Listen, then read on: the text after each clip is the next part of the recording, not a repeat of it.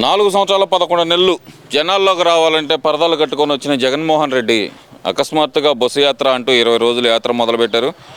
మరి ఇప్పుడు జనాల్లోకి వెళ్తున్నారు, సెల్ఫీలు తీసుకుంటున్నారు. మరి ఇదే పని 4 సంవత్సరాల 11 నెలలుగా ఎందుకు చేయలేకపోయారంటారు? అందరికీ నమస్కారం అండి. ఇవాళ పరదాల ముఖ్యమంత్రి, ప్యాలెస్ ముఖ్యమంత్రి ఎవరు అని అంటే జగన్మోహన్ రెడ్డి. ఈ 5 సంవత్సరాలు కూడా ప్రజలకి ముఖం చూపించకుండా ఆఖరికి విలేకరులకు కూడా ఒక ప్రెస్ మీట్ కూడా ఇవ్వనటువంటి ముఖ్యమంత్రి ఎవరైనా ఉన్నారంటే అది జగన్మోహన్ రెడ్డి. అలాంటి వ్యక్తి సడన్గా ప్రజల మీద ప్రేమ పుట్టుకొచ్చి సడన్గా ఈ రోజున మరి ఆయనకి అక్కా చెల్లెలు కూడా ఎవరు తెలియనట్టుగా నటిస్తూ రోడ్డు మీదకి ఈరోజు వస్తూ ఉన్నాడు. ఈరోజు వస్తుంటే ఎంతమంది ప్రజలు వస్తున్నారండి అతనికి?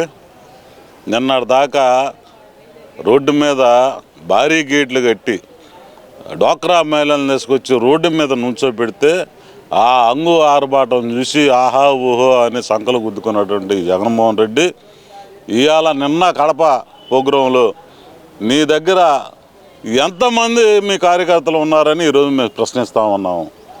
నిజంగా నువ్వు కనుక ఏ రోజైతే అమరావతి రైతులకి ముఖం చాటేసి నువ్వు ఎప్పుడైతే తాడేపల్లి ప్యాలెస్లో దాక్కున్నావో ఆ రోజే నీ గ్రాఫ్ పడిపోయిందని మేము తెలుగుదేశం పార్టీ తరఫున చెబుతానే ఉన్నాము. ఈరోజు తేటతల్లమైంది.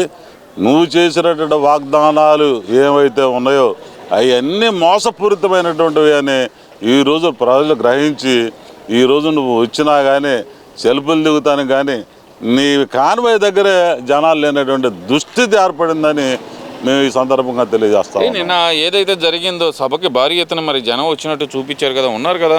మరి పగలు రోడ్ షో అంటే జనాలు ఉండకపోవచ్చు, మరి నేను సభకు మాత్రం భారీ ఎత్తున జన స్పందన అనేది బాగానే ఉంది కదా. మరి ప్రతి ఒక్కళ్ళకి ఈరోజు సభకు వచ్చే ప్రతి ఒక్కళ్ళకి 500 రూపాయలు డబ్బులు. ఆడవాళ్ళు అయితేనేమో మరి డబ్బులు కాకుండా వాళ్ళకు చీరలు. ఈరోజు ప్రతి చోట మీరు కనుక ఏ న్యూస్ ఛానల్ చూసినా కానీ ప్రతి గోడౌన్లో వీళ్ళు తీసుకొచ్చినటువంటి వాచీలని, చీరలని, మిగతా తాయిలాలు ఎట్టాడే ఉన్నాయో అన్ని గోడౌన్లో భద్రపరిచి ఉంటే ఈరోజు ఎలక్షన్ కమిషన్ వాటిని పటాపంచులు చేస్తూ ఉంది. ఆ తాయిలాల కోసం ఇస్తారని తీసుకొచ్చినటువంటి జనాభా మాత్రమే. దాంట్లోనే మళ్ళీ గ్రాఫిక్స్. ఈయన గ్రాఫిక్స్ చెప్పడంలో ఈయనకు స్టార్టింగ్ మరొకళ్ళు ఉండరు. ఎందుకంటే ఆ రోజు చంద్రబాబు నాయుడు అమరావతిలో కట్టినటువంటి బిల్డింగులను చూపించి అవి గ్రాఫిక్స్ అనేది చిత్రీకరించినటువంటి వ్యక్తి ఈరోజు జనం లేకపోయినా జనాలు ఉన్నట్టు మరి గ్రాఫిక్స్ చూపించడం పెద్ద పనేం కాదని ఈ సందర్భంగా తెలియజేస్తా ఉన్నాం. మరి మరో పక్కన చూస్తే కనుక దాదాపు 5 గోడౌన్లు 700 టన్నులు సరుకు, దాన్ని ప్రచార సామాగ్రి, దానికి ఆల్రెడీ బిల్స్ ఉన్నాయని చెప్పి వాణిజ్య పన్నుల విభాగం ఏదైతే చెప్పిందో అయినా ఎలక్షన్ కమిషన్ ఇంత మటుకు దాని మీద ఎందుకని చర్యలు తీసుకోలేకపోయింది. 700 టన్నులు అంటే అప్రాక్సిమేట్గా 70,000 కేజీలు. ఎలా చూడాలండి? ఈరోజు ఇప్పుడు కూడా మేము అనేది ఒకటే, అధికారులు ఇప్పటికైనా మారాలి. ఎలక్షన్ కమిషన్ ఇన్ని చెవాట్లు పెట్టినా, ఎంతమంది సస్పెండ్ చేసిన ఆఫీసర్స్ని అయినా కానీ అధికారులకి ఈరోజు కూడా ఇంకా మైకును దిగలేదు. చాలామంది అతను కొమ్ము కాస్తూ అతనికి తాబేదారులాగా పనిచేస్తున్నటువంటి అధికారులని ఆయన తెలివిగా ముందుగానే కేటాయించుకున్నాడు. ఏ నియోజకవర్గానికి ఎవరు ఆర్ఓలుగా ఉండాలి, ఎవరైతే పనికి వస్తారు డిఎస్పీలుగా, ఎవరైతే మనకు కొమ్ము కాస్తారో అన్నటువంటి ఒక బ్యాచ్ని ముందుగానే తయారు చేసుకొని ఈరోజు నియోజకవర్గాల వారీగా పంపించేసి ఇలాంటివి బయటపడ్డప్పుడు కూడా వాటి మీద కఠినమైనటువంటి చర్యలు తీసుకోలేనటువంటి ఆ తాబేదారుల్ని ఎలక్షన్ కమిషన్ గుర్తించాలా, వాళ్ళపై చర్యలు తీసుకోవాలని డిమాండ్ చేస్తూ ఉన్నాం. మరో పక్కన చూస్తే కనుక ఒకవైపు షర్మిల, ఒకవైపు సునీత గారు మా నాన్నని చంపిన వాళ్ళని కాపాడుతుంది జగన్మోహన్ రెడ్డి అంటుంటే, కాదు చంపిన వాళ్ళని వెనకేసుకొస్తుంది వైఎస్ సునీత, షర్మిల వాళ్ళ తరపున వకాలతా పోచుకొని మాట్లాడుతున్నారు అని చెప్పి మరి జగన్మోహన్ రెడ్డి విమర్శిస్తున్నాడు కదా. మరి దీన్ని ఎలా చూడాలంటారు? ఏదైనా మాయల మాటలు ఈరోజు కాదు కొత్త. ఆ రోజు చంద్రబాబు నాయుడు గారే వివేకానంద రెడ్డి ఇంట్లోకి వెళ్ళి ఆయన్ని నరికి చంపినట్టు నారాసురా అనే రక్త చరిత్ర అనే ఒకటి రాసుకొచ్చాడు. జనాలు ఆయన భ్రమలో ఉండి నమ్మారు. తర్వాత నిజాలు ఒక్కొక్కటిగా సీరియల్స్ వాదిగా టీవీలో వచ్చే సీరియల్ మాదిరిగా ఒక్కొక్కటి నిజాలు బయటపడతా ఉంటే ప్రజలు నోరు ఎల్లకేస్తూ ఉన్నారు. ఈ రోజున నేను ఒకటే అడుగుతా ఉన్నాను, ఈ వైసీపీ నాయకులు కానీ జగన్మోహన్ రెడ్డిని కానీ, ఆ తల్లిని చెల్లిని అడ్డం పెట్టుకొని కాదా నువ్వు గద్దెనెక్కింది అని. ఆ రోజున మరి ఆ చెల్లి కాదా నీ చుట్టూ తిరిగి నువ్వు జైల్లో ఉన్నా కానీ మరి జగనన్నకు ఓట్లేండి అని అనిపించింది. మరి ఆ కుటుంబం కాదా నిన్ను ముఖ్యమంత్రిని చేసింది.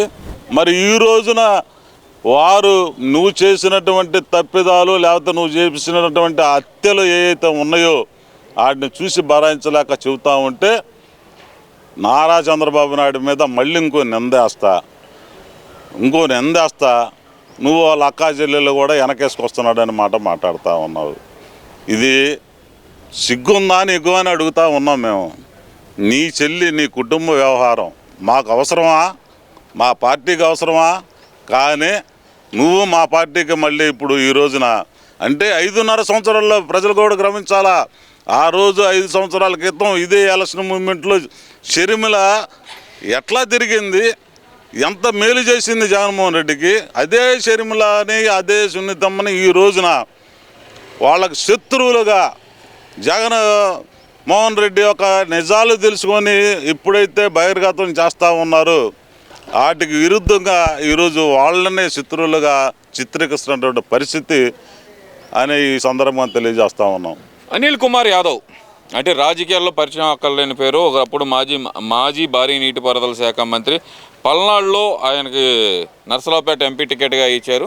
మరి ఆయన మాట్లాడుతూ టీడీపీ జనసేన బీజేపీ పొత్తు గురించి మాట్లాడుతూ మైనార్టీలు ఎవరు జనసేనకి బీజేపీకి సపోర్ట్ చేయరు, మైనార్టీల ద్రోహం చేస్తుంది బీజేపీ అన్నట్టు ఆయన చేసిన వ్యాఖ్యలు. అలాగే చూస్తే కనుక చంద్రబాబు నాయుడు గారిని విమర్శించు చేస్తున్న వ్యాఖ్యలను ఎలా చూడాలంటారు?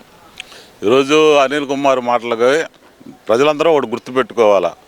ఆ రోజు ఒక స్వామి మాల వేసుకొని నిండు సభలో ఏమన్నాడండి, 2021 డిసెంబర్ 21కి నేను పోలవరంలో నీళ్లు పారిస్తానన్నాడు. ఈరోజు నీళ్లు కాదు కదా, అక్కడ ఇసుక కూడా పారట్లా. అలాంటి తప్పుడు మాటలు తబ్బర మాటలు చెప్పుకుంటా ఆడ తంతే ఏడొచ్చిన నర్సాపేటలో పడ్డాడు. రేపొద్దున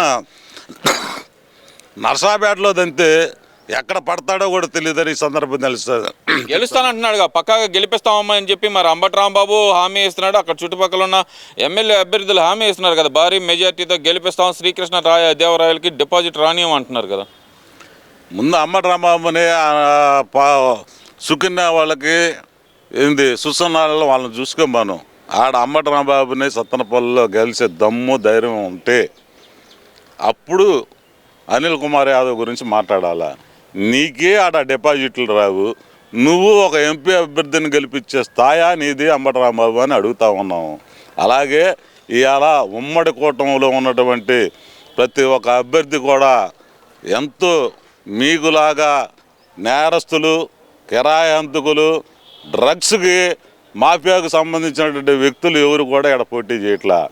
మీకు అనేక రకములైన మాఫియాలతో లింక్ ఉన్నటువంటి అభ్యర్థులకు మీరు ఇచ్చి ఈరోజు కూడా రేపు ఎలక్షన్లో మీరు రౌడీజం చేసి అరాచకాలు సృష్టించు మీరు ఓట్లు వేయించుకోవాలనుకుంటున్నారు తప్ప ప్రజలు ఓట్లు వేస్తారని మీకు నమ్మకం లేక ఈరోజు ఎలాంటి ప్రేలాపల పిచ్చి వాగుడు మాటలు మాట్లాడుతున్నారని ఇప్పుడైనా కానీ నోరు అదుపులో పెట్టుకో అనిల్ కుమార్ యాదవ్. గుర్తుపెట్టుకో, నువ్వు నీకు తొందరలోనే తగిన బుద్ధి చెప్తారు. నర్సాపేట ప్రజలు పల్నాడు పౌరుషవంతుని చూపిస్తారు, రుచి చూపిస్తారని సందర్భం తెలియజేస్తారు.